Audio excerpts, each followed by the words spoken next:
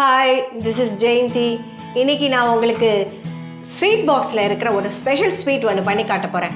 அது எப்படி பண்ணுறதுன்னு பார்க்குறதுக்கு முன்னாடி எங்களுடைய சேனலை சப்ஸ்கிரைப் பண்ணாதவங்க சப்ஸ்கிரைப் பண்ணுங்கள். அதுக்கு பக்கத்தில் இருக்க அந்த பெல் ஐக்கனை கிளிக் பண்ணி வச்சுக்கோங்க. அப்போ தான் நாங்கள் அப்லோட் பண்ண உடனே உங்களுக்கு நோட்டிஃபிகேஷன் வரும். இந்த வீடியோ பிடிச்சிருந்ததுன்னா லைக் பண்ண மறந்துடாதீங்க. இப்போ எப்படி பண்ணுறது பார்க்கலாமா?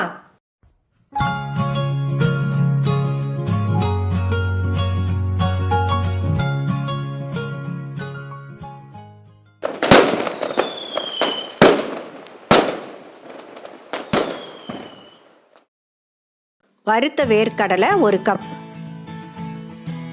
Sugar 1/2 cup, milk powder 1/4 cup, ஏலக்காய் பொடி 1 டீஸ்பூன், கிராம்பு, பிஸ்தா, நெய் 2 டீஸ்பூன்.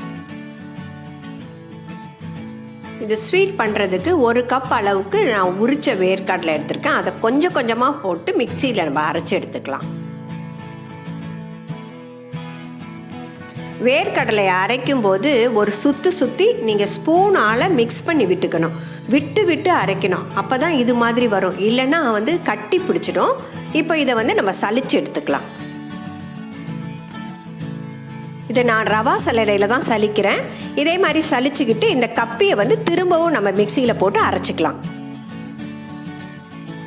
இப்போ எல்லாத்தையும் சலிச்சு எடுத்துக்கோங்க. இதே மாதிரியே சலிச்சு எடுத்துட்டு நம்ம அடுத்த ஸ்டேஜுக்கு போகலாம்.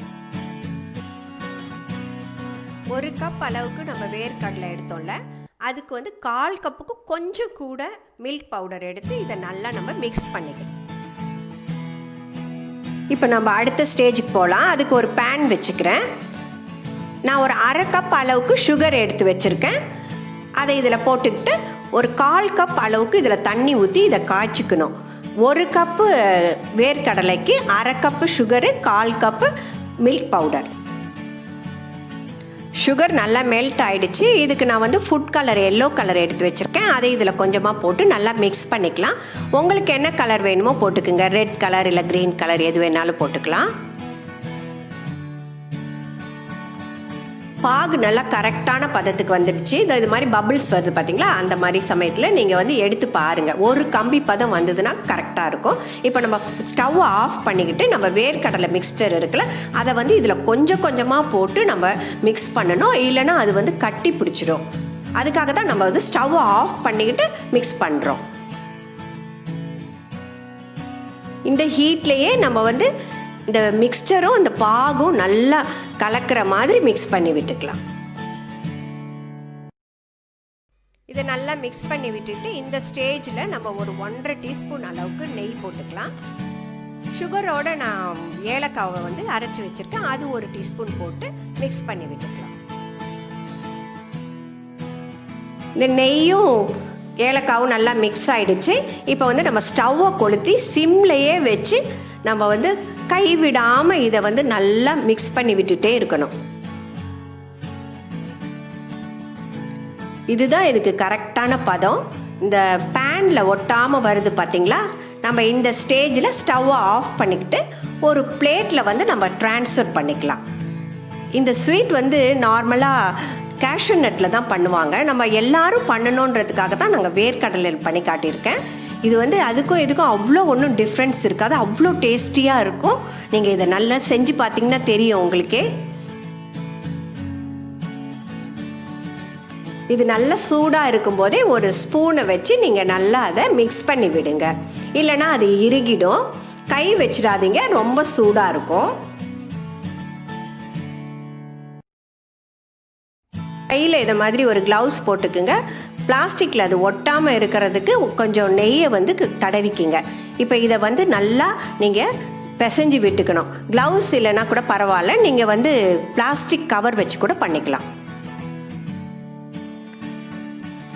இதை ஸ்ப்ரெட் பண்ணி வச்சோம்னா ஆறிடும். இது சூடாக தான் இருக்கணும். அதனால நம்ம 2 பார்ட்டாக பிரித்து இதை உருண்டை பிடிச்சி வச்சுக்கலாம். இந்த தீபாவளிக்கு நீங்கள் வெளியில் கடையிலலாம் வாங்காமல் உங்கள் வீட்டிலையே இது மாதிரியான ஸ்வீட்டை பண்ணி பாருங்கள். இதுக்கு செலவும் கம்மி, ரொம்ப ஈஸியாக இருக்கும், பார்க்குறதுக்கும் ரொம்ப அழகாக இருக்கும்.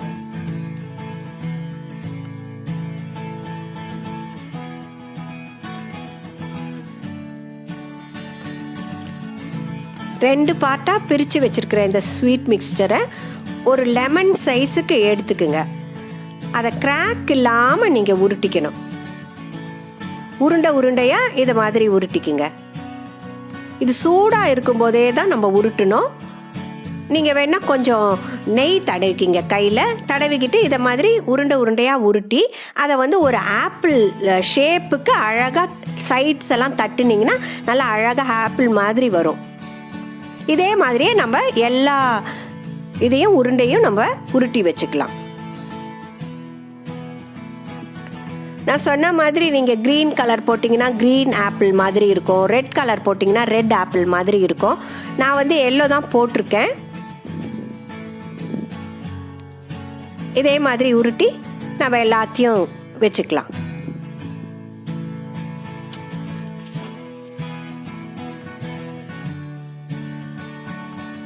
இப்போ நம்ம ஆப்பிள் ஷேப்க்கு உருட்டி வச்சுருக்கிற அந்த உருண்டையை எடுத்து நீங்கள் வந்து உங்களுடைய சின்ன விரலால் ஜஸ்ட் ஒரு ப்ரெஸ் பண்ணிங்கன்னா ஒரு குழி மாதிரி விழும். அது நான் காம்புக்கு வந்து கிராம்பு எடுத்து வச்சுருக்கேன், அதை அதில் ப்ளேஸ் பண்ணிவிடுங்க. இலைக்கு வந்து பிஸ்தா எடுத்து வச்சுருக்கேன். பிஸ்தாவை வந்து நீங்கள் தோலை உரிச்சிட்டு அதை 2 லீஃப் மாதிரி கட் பண்ணிக்கிங்க. அதை வந்து இந்த மாதிரி ப்ளேஸ் பண்ணிடலாம் இலைக்கு பதிலாக. இதே மாதிரியே நம்ம எல்லாத்துக்கும் வச்சுக்க வேண்டியது தான். இப்போது ஆப்பிள் ஸ்வீட் உங்களுக்கு ரெடி. ஆப்பிள் ஸ்வீட் எப்படி இருந்தது? உங்கள் எல்லாருக்கும் பிடிச்சிருக்கோன்னு நினைக்கிறேன். இது ரொம்ப ஈஸி, செலவும் கம்மி இன்க்ரீடியன்ட்ஸ். மிட்டாய் ஷாப்பில் வாங்குகிற ஸ்வீட் மாதிரியே இருக்கும், அவ்வளோ சூப்பராக இருக்கும் அதோட டேஸ்ட்டு. இந்த தீபாவளிக்கு கடையில் வாங்காமல் இது மாதிரியே வீட்டிலையே நம்ம ஃபேமிலியோடு என்ஜாய் பண்ணி செஞ்சு பாருங்கள். அதில் இருக்கிற சந்தோஷமே வேறு. ஓகே, எங்கள் சேனலை சப்ஸ்கிரைப் பண்ணாதவங்க சப்ஸ்கிரைப் பண்ணிவிடுங்க. அதுக்கு பக்கத்தில் இருக்க அந்த பெல் ஐக்கனை கிளிக் பண்ணி வச்சுக்கோங்க. அப்போ தான் நாங்கள் வீடியோஸ் போட்ட உடனே உங்களுக்கு நோட்டிஃபிகேஷன் வரும். இந்த வீடியோ பிடிச்சிருந்ததுன்னா லைக் பண்ண மறந்துடாதீங்க, ஷேர் பண்ணுங்கள். Okay, bye, see you.